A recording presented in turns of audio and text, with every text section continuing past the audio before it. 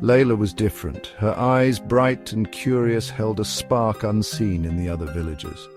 While others saw only dusty paths and ordinary trees, Layla saw magic. She grew up on tales of mystical beings, her heart yearning for the extraordinary. The village elders would share stories of jinns, creatures of smoke and fire, powerful and unpredictable.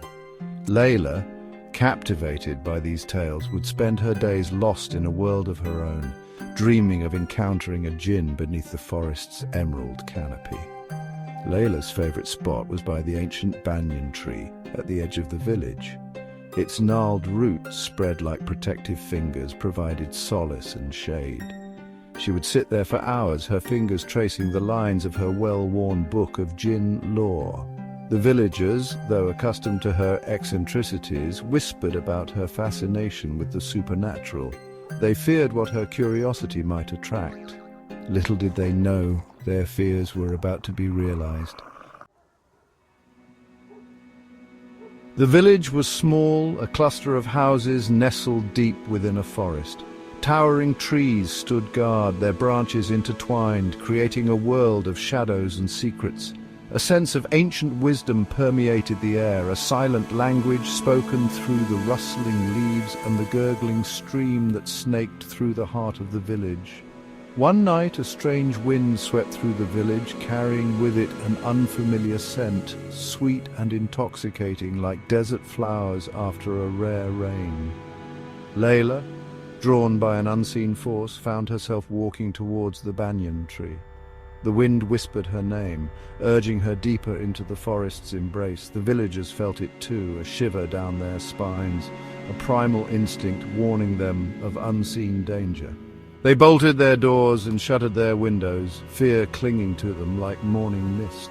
But Layla, her heart pounding with a mixture of fear and anticipation, pressed on. She felt an inexplicable pull, a siren song luring her towards the unknown.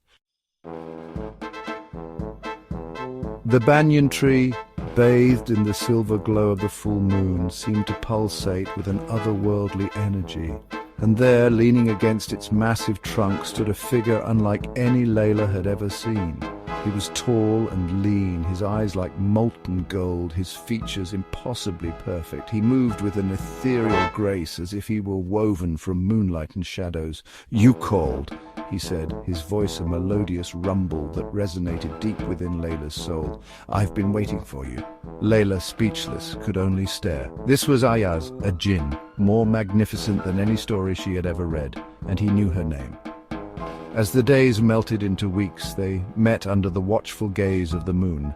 Ayaz spoke of distant lands and ancient magic, his words painting vivid pictures in Layla's mind. The villagers, sensing a disturbance in the air, grew wary. They spoke in hushed tones of Layla's nightly excursions, their fears taking root. They sought the counsel of the village mystic, an old woman who lived in a hut shrouded in mist and mystery. Her eyes, clouded with age, held a wisdom that transcended the earthly realm. "The jinn's allure is powerful," the mystic warned, her voice raspy with age. "It promises wonders but demands a heavy price. Love between mortal and jinn is forbidden, a transgression against the natural order." The villagers, their fears confirmed, implored Layla to stop seeing Ayaz. They spoke of the jinn's volatile nature, their ability to shift forms, to deceive and manipulate. They begged her to choose her world, their world, a world where love was simple and safe, not shrouded in magic and danger. But Layla, her heart ensnared by Ayaz, refused to listen. She believed in their love, a love that defied boundaries and mocked reason, a love that, she was soon to discover, came at a terrible cost. The mystic, seeing Layla's unwavering resolve, knew she had to intervene. Jinn magic was a dangerous force, capable of both great beauty and terrible destruction.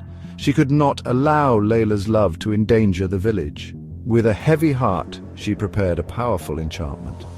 The night the mystic enacted her spell, the wind howled in fury, the earth trembled, and the sky crackled with an unnatural energy.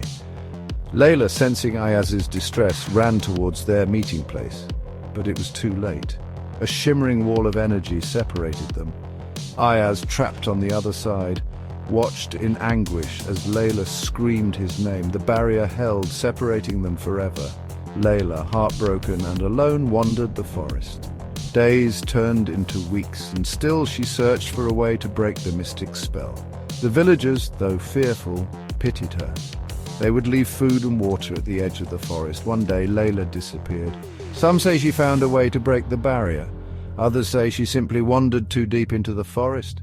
Whatever her fate, her story lives on, a cautionary tale whispered on the wind. And on moonlit nights, if you listen closely, you can still hear their voices, Layla and Ayaz, forever bound to the forest.